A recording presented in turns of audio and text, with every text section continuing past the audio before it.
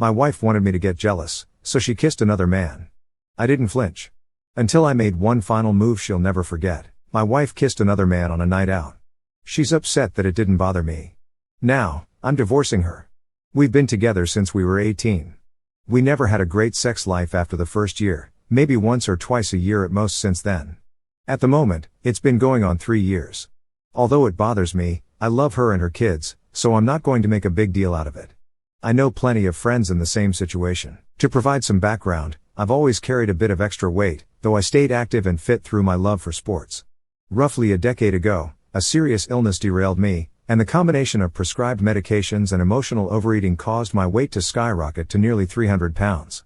Determined to reclaim my health, I embarked on a transformation journey 2 years ago.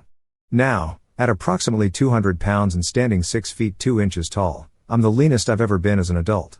Embracing weightlifting has been a game changer, and for the first time, I'm proud to see defined abs and noticeable muscle tone. This newfound physique has shifted dynamics at home. My wife, who has always been strikingly attractive, seems visibly unsettled by the attention I'm now receiving. Women have begun noticing me, even reaching out via my baking-focused social media pages, drawn to my passion for creating intricate pastries. Let me be clear, despite this, my eyes and heart remain solely with my wife. I've never entertained the thought of straying, as my commitment to her is unwavering, rooted in the deep bond we've built over the years. On the night in question, my wife went out with some friends, a mix of single and those in relationships. She looked stunning, and I told her so. I even updated my phone home screen to that picture of her. One of the friends she was out with messaged me about 3 months ago, and the gist was that she knows I get no sex, my wife doesn't realize how lucky she is, and basically, did I want to hook up? I obviously instantly took a screenshot and sent it to my wife. It was around 4 in the morning when my wife slipped into the house, her footsteps soft but deliberate as she approached our bedroom. Stirring from sleep, I felt her presence as she climbed into bed, rousing me from my groggy haze. Even in my half-awake state, I sensed a heaviness in the air, a subtle shift that told me something was amiss. Concerned, I murmured, "What's wrong, love?" My voice was thick with sleep, but genuine worry cut through. She remained silent for a few agonizing seconds, her breath uneven, and when I reached out to take her hand, she flinched, pulling back as if my touch burned. Trying to ease her discomfort, I offered to fetch her a glass of water, but she dismissed the suggestion with a quiet no. Then, like a dam breaking, her words tumbled out in a rush of guilt and confession. "I met someone tonight," she said, her voice trembling. "He kissed me. At first, I didn't kiss back, but then I did. For the next half hour, we were dancing, kissing constantly." Her apologies followed in a frantic cascade, each "I'm sorry" laced with desperation as she pleaded with me not to walk away from our life together. Tears welled in her eyes, and her hands twisted nervously, betraying the weight of her regret.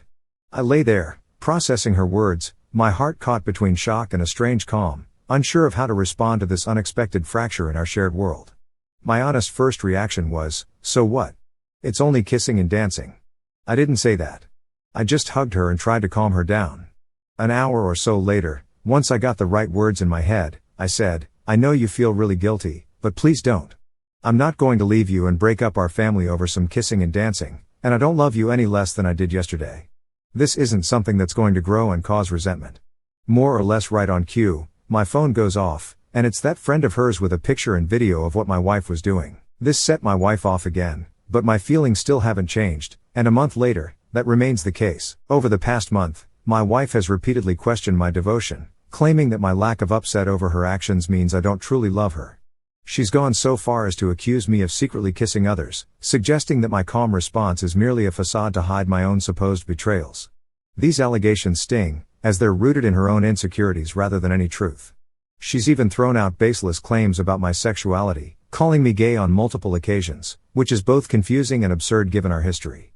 Adding to the tension, she constantly probes why I haven't initiated physical intimacy, conveniently ignoring her past insistence that she despises being touched and her explicit requests for me to refrain from making advances. I've honored her boundaries, yet she now twists this respect into evidence of my indifference. Her accusations feel like a mirror reflecting her own guilt, and this projection is wearing me down. It's as if she's orchestrating this strain in our marriage, single-handedly creating a rift that didn't need to exist. The irony is that her behavior is pushing us further apart, while I've been trying to hold our family together despite the emotional toll her words inflict. This cycle of blame is exhausting, And I'm left grappling with how to navigate her misplaced anger without losing sight of my own commitment to our relationship. How do I get through to her that she needs to stop feeling guilty and just move on because I have? It's not a big deal. I was genuinely more annoyed when she broke my baking bowl and tried to blame it on the cat. Edit. Hi all, just wanted to say thank you all so much for taking the time to respond to me. I really do appreciate it, and I'm overwhelmed that you all took the time. I'm getting asked a few questions, so I thought I'd address them here. Over the years, we have been to a few different couples counselors and sex therapists, the latest being last September for both. My wife always feels like she's being victimized by them, and we stopped going. Nearly all have said they think she is asexual, and 2 even said she is displaying a lot of signs of being a closeted lesbian, which I've brought up to her before, and she is adamant she's not. On that note, I've had a lot of messages saying she wants to feel wanted and for me to be more forward with her. This is not true. In all our sessions, she said she doesn't want me trying it on with her. She doesn't even want me to initiate hugs, and just bringing up sex makes her feel under pressure. She let me and her therapist know that if she ever has sex without her initiating, it will be no more than pity sex. As for people saying I don't love her, I buy her flowers every Friday on the way home from work. I bake her favorite cookies and cupcakes every weekend. I send her voice notes of songs I'm listening to that remind me of her. I tell her I love her every day. I run her a bath every night.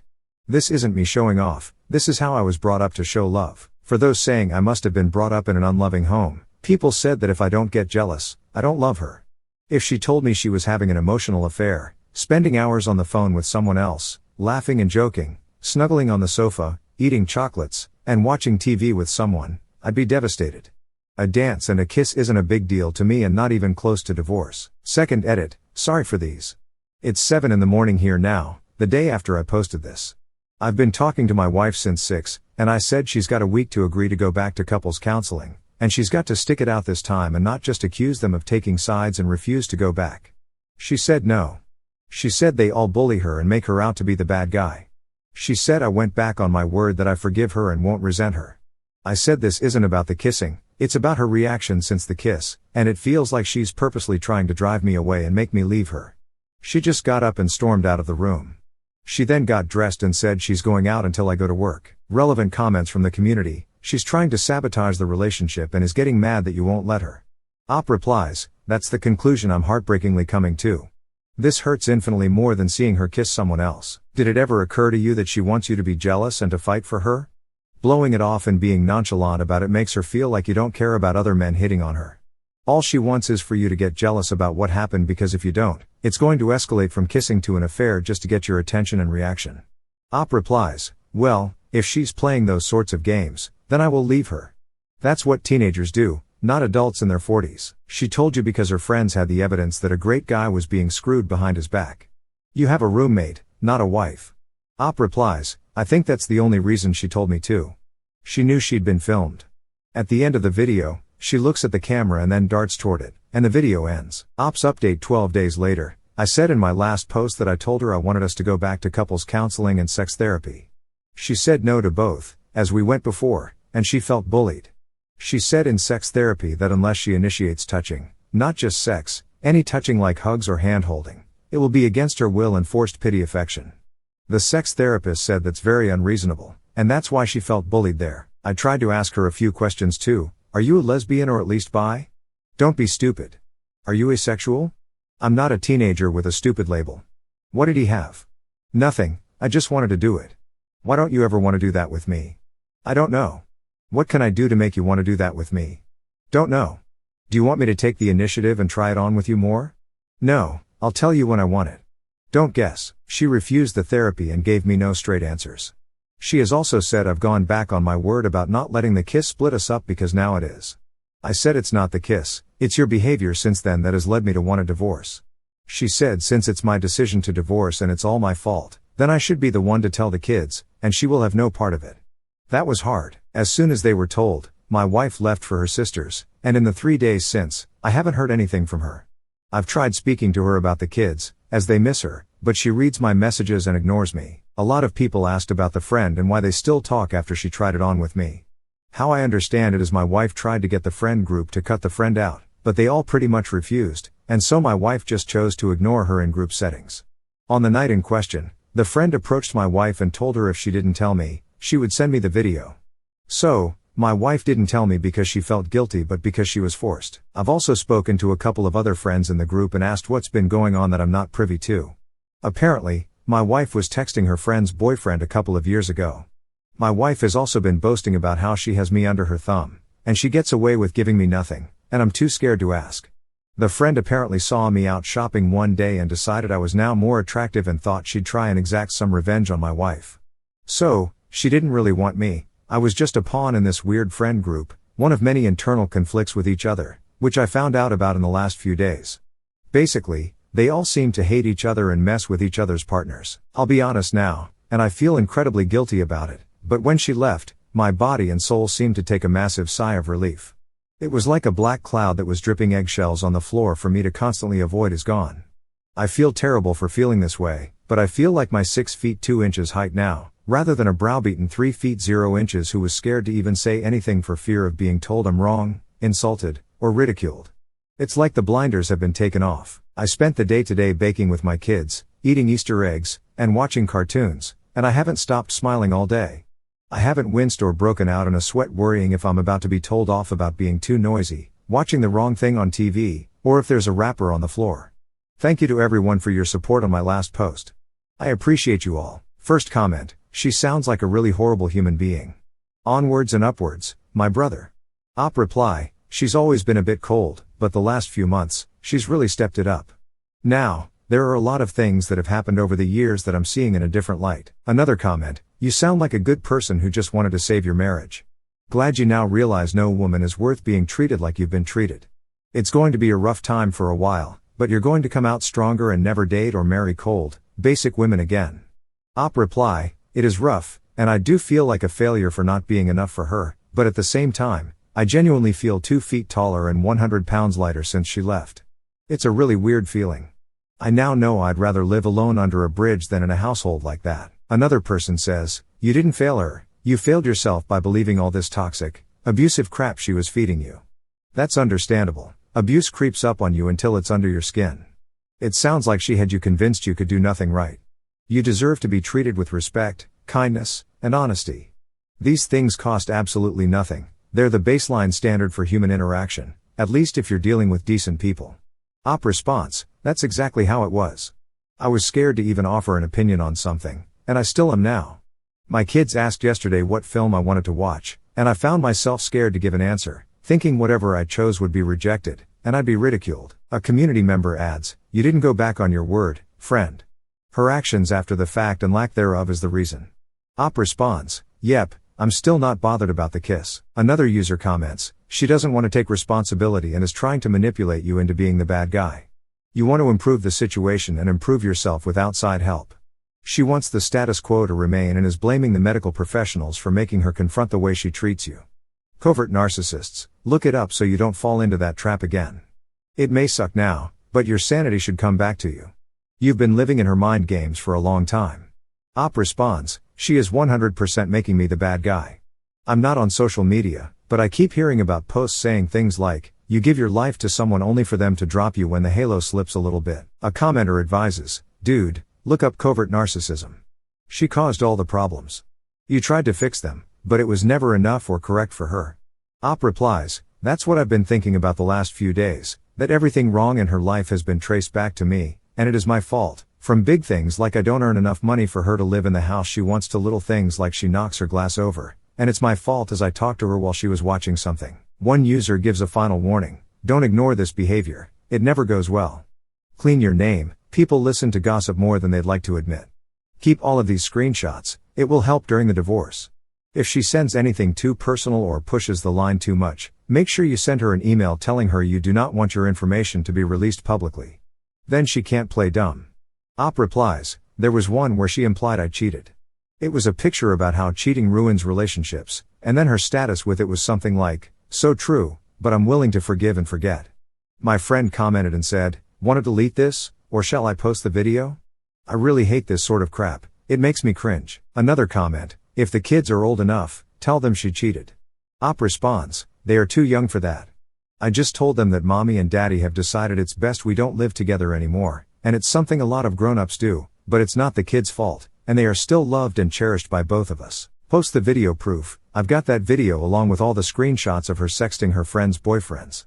There are also some screenshots of a WhatsApp group chat where she's been posting pictures for strangers to comment on. It's blatantly her, as she has a tattoo under her breast that's unique to her. There are also other videos and pictures of nights out which a friend group sent me. Some commenters say to keep the records. One says, UK courts probably won't care as much about the cheating as they will about the abandonment. Another says, yeah, agreed, the courts don't care. It's more for my own sake in case she tries to twist it on me and say I left her for no reason, claiming she did nothing wrong. I'm keeping a record of her not answering the phone to me or my eldest son and how long it's been since she left, emphasizing that she left of her own accord and has chosen not to come back. One commenter advises, don't take her back. Op responds, I'll never take her back. I know a lot of people called me spineless in my last post, but I'm one of those people who, once I make a decision, I stick to it. Finally, another commenter says, update us when she realizes the grass isn't greener. Op closes out by saying, she's been out nearly every night since she went to her sister's. I genuinely hope she does find some nice green grass and be happy. You're spot on, my wife's been playing the blame game like a seasoned pro, hasn't she? From flat out refusing therapy to pinning the entire collapse of our marriage squarely on me, she's pulled out every trick in the book. But, you know what? The moment she grabbed her bags and walked out, it was like a 1,000-pound weight lifted off my chest. That sigh of relief was pure freedom, and let me tell you, peace like that is worth more than gold. Oh, and don't get me started on the drama swirling around her so-called friend group. It's a soap opera of sexting scandals, clandestine tattoos, and enough backstabbing to rival a butcher shop's busiest day.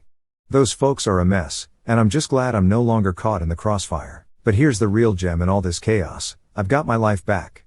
No more tiptoeing around her moods, no more navigating a minefield just to keep the peace.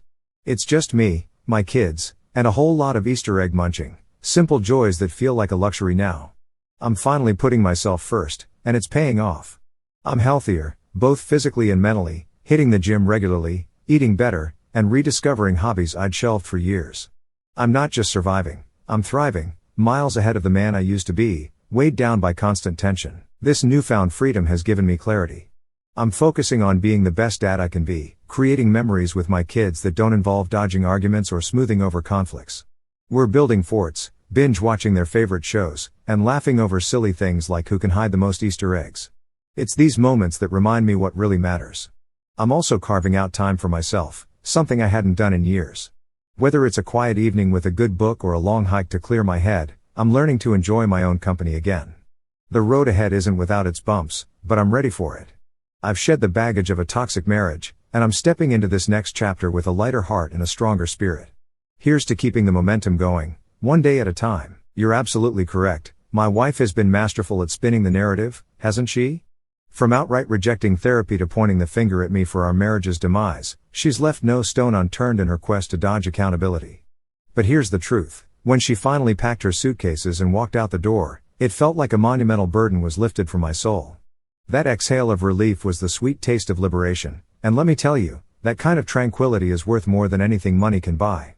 And oh, the circus that is her friend group, it's a whirlwind of illicit sexting, hidden tattoos, and more infighting than you'd find in a meat market on a busy Saturday. That crew is a walking drama factory, and I'm just grateful to be out of their orbit. Yet, amidst all this turmoil, I've found a beacon of hope, my freedom. No longer am I forced to tread carefully around her unpredictable moods or navigate a fragile truce to avoid conflict. It's just me, my kids, and an abundance of Easter egg devouring, small moments that now feel like treasures. I'm prioritizing myself for the first time in years, and it's transformative. I'm in better shape, physically and emotionally, hitting the gym, eating right, and rediscovering passions I'd long abandoned. I'm not merely getting by, I'm flourishing, far removed from the man who once lived under the constant strain of a strained marriage. This liberty has brought me a newfound perspective. I'm dedicated to being the best father possible, creating joyful memories with my kids that are free from the shadow of marital strife. We're constructing blanket forts, marathoning their favorite movies, and chuckling over who can stash the most Easter eggs in the backyard. These are the moments that ground me, reminding me of what truly counts. I'm also reclaiming time for myself, something I'd neglected for far too long. Whether it's savoring a quiet night with a novel or embarking on a solitary hike to clear my thoughts, I'm rediscovering the joy of my own company. The journey ahead may have its challenges, but I'm equipped to face them. I've shed the heavy load of a toxic relationship, and I'm stepping into this new phase with a lighter spirit and a fortified resolve. Here's to forging ahead, one step at a time.